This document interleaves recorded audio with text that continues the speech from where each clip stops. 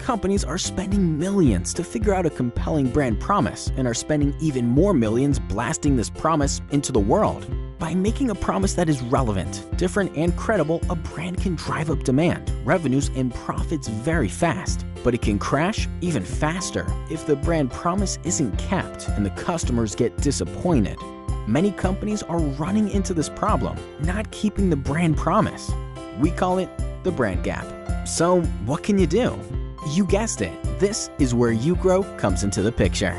Ugrow's consultants have worked on all kinds of brand-related questions for many really cool companies. Based on this knowledge, we have developed a simple but powerful 4-step approach to avoiding the brand gap. Step 1. Train employees on your brand promise. This is important. We are not talking about hanging banners into your company lobby or giving away mouse pads with a new tagline. Okay, you can do mugs, but don't go overboard. What we mean is to ensure your employees understand why the brand promise is so critical to your customers. How do customers use your product or service? What happens if the promise isn't kept?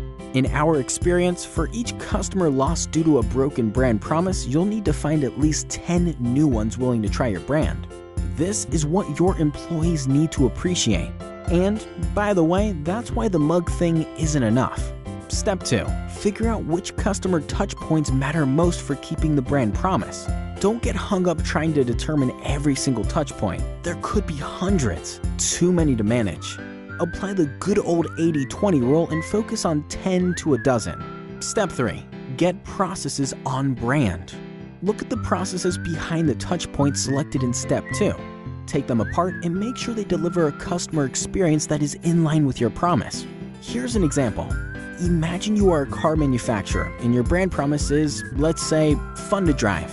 Make sure that not only your product delivers on this promise, but also your service process, your invoicing process, your complaints process, etc. All customer-touching processes have to comply with the brand promise. Step 4. Measure the brand experience. Make sure your customers actually think that you're keeping your promise. And if you don't, well, then go back to Step 1. Okay, now you've learned a simple 4-step approach for avoiding the brand gap. And if you want to learn more about this, just call the ugrow team. Because when you grow, we grow.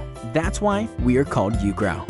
Am I making any sense here? Anyway, just call us and we will figure it out for you. That's our promise.